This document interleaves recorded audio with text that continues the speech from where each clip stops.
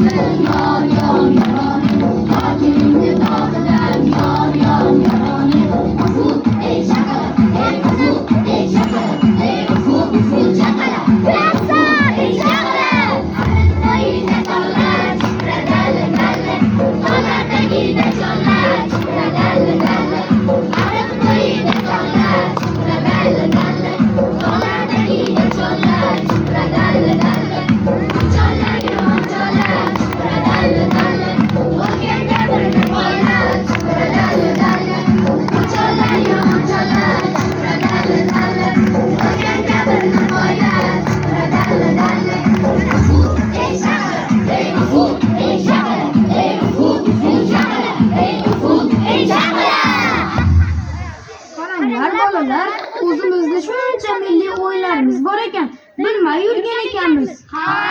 Juda ham qiziqarlilar. Ha, undan ko'ra kelinglar, o'zimizning milliy shugina o'yinini o'ynab ko'ringlar. Mayli, qani kelinglar. Kim oladi yo shuginani yo? Kim oladi yo shuginani yo? Men olaman shuginani yo. Men olaman shuginani yo. Olamaysan shuginani yo. Olamaysan shuginani yo. Olaman shuginani yo. Olaman shuginani yo. Botir bo'lsang ham o'zingni ko'rsat. Shokir bo'lsang ham o'zingni ko'rsat.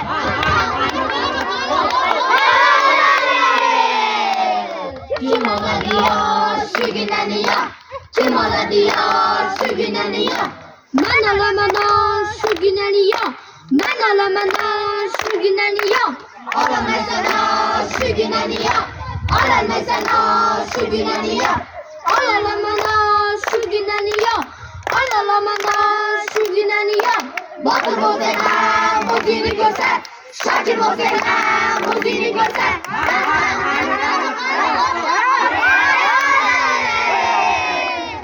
Kim oladi yo shu gunani yo, kim oladi yo shu gunani yo.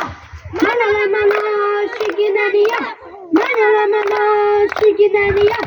Ololmaysan shu gunani yo, ololmaysan shu gunani yo. Ololaman shu gunani yo, ololaman shu gunani yo. Botir bo'lsang ham o'zingni ko'rsat, shokir bo'lsang ham o'zingni ko'rsat.